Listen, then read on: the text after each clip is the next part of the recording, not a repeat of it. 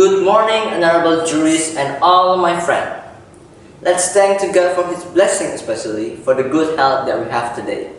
May God bless us all. First, I want to ask you something. Have you ever seen people being possessed by a demon? Or you being possessed by a demon? That's really threatening, right? Okay, in this good opportunity, I want to tell you about someone who's been possessed by a demon. But with Jesus, with His great love, set this man free from the demon. It's taken from Mark 5, verse 1 to 20. Let's listen to the story about Jesus and the man who'd been possessed by a demon. One day, while Jesus and His apostles were on the journey, they went across the lake into the region of Residence. And do you know what happened next? Something surprised them. When Jesus got off the boat, a man with impure spirit came from the tomb to meet him. You can imagine how this man looks, right? Do you want to know more about this man? Okay. This man lived in the tomb, and no one could bind him anymore, not even with a chain. For he had often been chained, hand and foot, but he tore the chain apart and broke the iron on his feet. No one was strong enough to subdue him. This means, at the same time, when a man being possessed by a demon, the man will be very strong and unbeatable. And do you know what he did? Night and day, among the tombs, on the hill, he will cry out and cut himself with a stone. Wow! Cut himself with a stone. Can you imagine that? That's terrible, right? But when he saw Jesus from a distance, he ran and fell on his knees in front of him.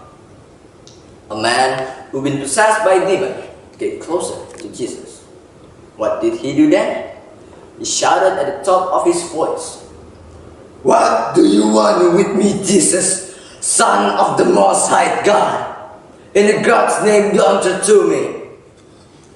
This man became so afraid when he saw Jesus. He thought that Jesus will turn to him, something that we know for sure will never done by Jesus, our God. We even know that Jesus, with His great love and care, will always help everyone in need. For Jesus had said to him, "Come out of this man, you impure spirit." Jesus talked to the demon who will possess the man. Then Jesus asked him, "What is your name?" "My name is Legion," he replied, "for we are many." Legion is a term of a Roman soldier organized according to troops, or legion of 4,000 and 6,000 soldiers. Its legion consisting of 10 groups. What does that mean? That means that many of evil spirits that controlling Gracia people. And he begged Jesus again and again not to send them up from the area. In the same time, a large herd of pigs was feeding on a nearby hillside. When the demon inside the man saw the pigs, the demon begged Jesus, "Send among the pigs, allow us to go into them." And then Jesus, with His great love, He gave them permission, and the impure spirit came out and went into the pig. The herd, about like 2,000 in numbers, rushed down, stepped back into the lake, and were drowned. Of course, it was a really miracle, right? Do you agree with me? I think you do. Looking at this event, those tending the pigs ran off and reported to the town and countryside, and the people went out to see what happened. These people really want to know what had happened. When they came to Jesus, they saw the man who had been possessed by the legion of demons sitting there, dressed and in his right mind, and they were afraid. But do you want to know what happened next? Those who had seen it told the people what had happened to the demon-possessed man, and told about the pig as well. Then the people began to plead with Jesus to leave the region. Jesus did what they asked him to do. As Jesus was getting into the boat, the man who had been demon-possessed back to go with him.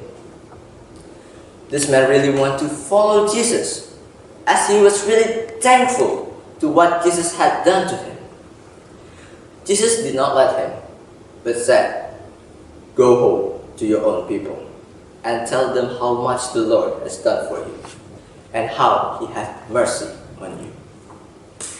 Jesus refused his request.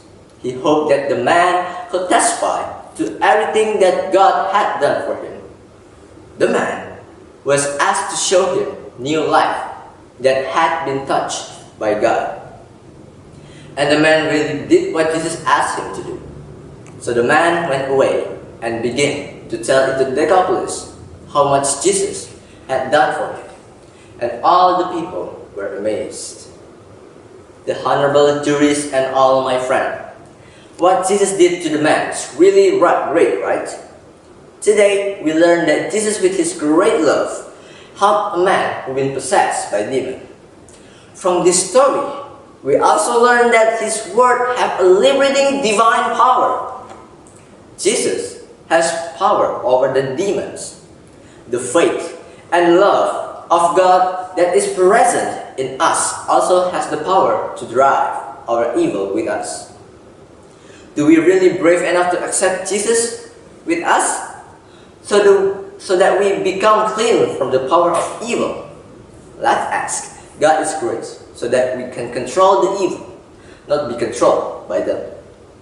Hopefully, our presence will be a sign of the presence of God. Thank you very much for your attention. God bless us all.